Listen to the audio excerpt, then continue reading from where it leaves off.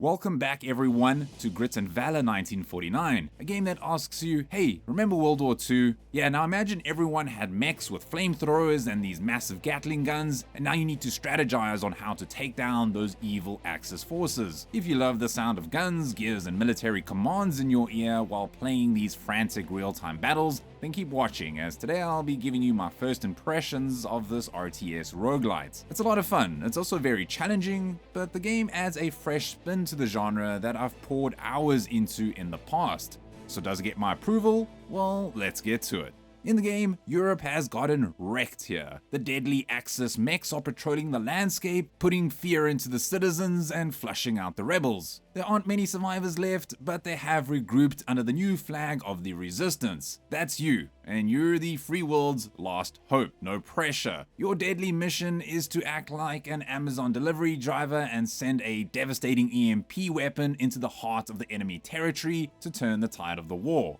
This game can be best described as a diesel punk real-time tactics roguelite set in an alternate history of World War II. So that means no advanced technology, but you do get this hectic flamethrower here. Just look at this baby go.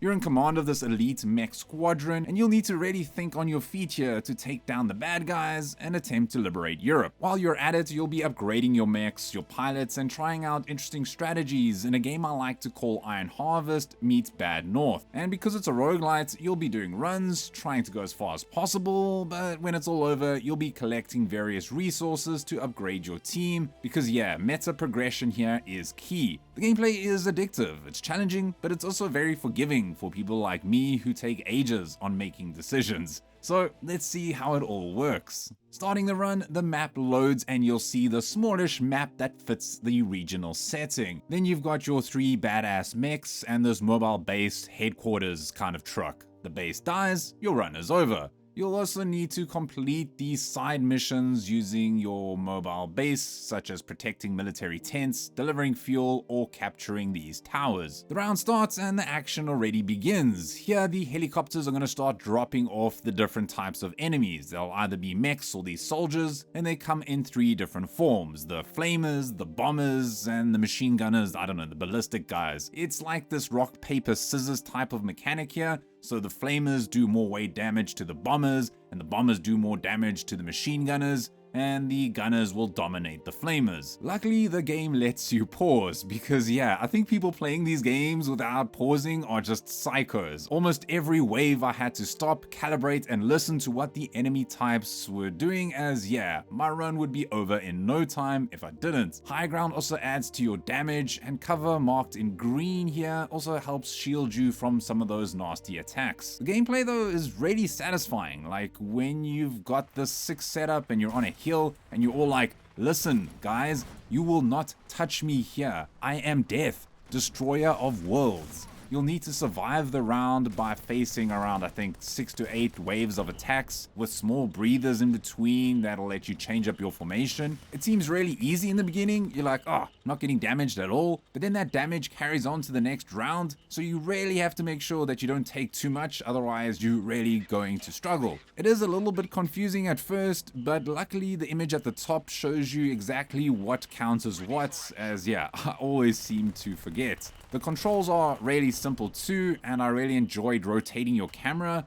I do really wish though that you could zoom in more. I mean, you could zoom in far out, that helps, but I really want to zoom in and see all the little, I don't know, the mechs doing their thing. I don't know, maybe it's just me, but I still really enjoyed how easy it was just to navigate around. Besides the standard enemies, you'll also get some extra enemies that sometimes will appear on the map. Obviously, they'll let you know beforehand. Like, I don't know, these stealth bombers dropping a line of bombs that destroyed my HQ truck the first time I played. Yeah, you gotta watch out for those. Some people do think that the maps are too small, but that's kind of the point. Your mechs are slow, so placement is very important here, more than running around like a headless chicken. So yeah, soon I realized that this is way more of a puzzle game than an action game. It's a little bit like, I don't know, Into the Breach, except yeah, here it's real time, whereas Into the Breach, it's like turn-based, so it was a lot more slower paced, but you really have to be thinking one step ahead each time, else you're really gonna get destroyed here. In terms of the audio, I think they did a stellar job with the character voices.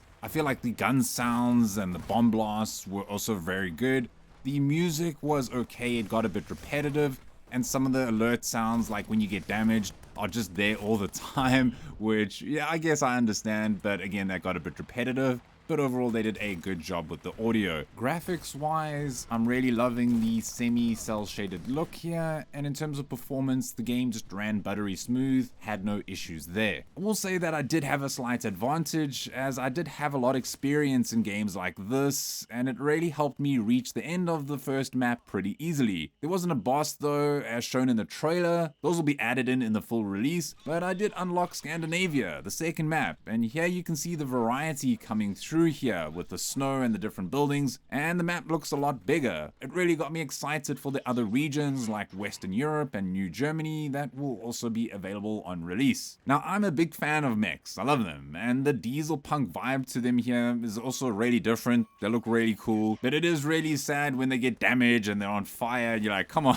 just don't die. Now, before you actually start the next level, you get to see what level rewards you're going to be unlocking, as well as the bonus objectives and what the enemy intel is going to be, and if there's going to be any, I don't know, sneaky extra enemies. Then when you hopefully finish the level, you get to choose one of 3 upgrades here that can permanently increase one of your mech's abilities, and these can range from increasing the critical damage that your mech inflicts, or maybe it has a bigger area of effect, maybe it's faster, or maybe it's something really unique to the mechs, like adding suppression or stuff like that to the enemies. For me personally, I love the ones that increase my damage when I was behind cover, because yeah, you're gonna need cover a lot. They are really useful and can really change the way that you play going forward. Speaking of going forward, you also get to choose where you want to go next on the map, and then see which objectives or which rewards will benefit you more. And like I said, the damage carries over from level to level, so I was constantly looking for the health boost that, yeah, really helps there, because if one of your mechs die, they don't come back, and you're just left fending off the enemies with 2, I don't know, maybe even 1 mech remaining,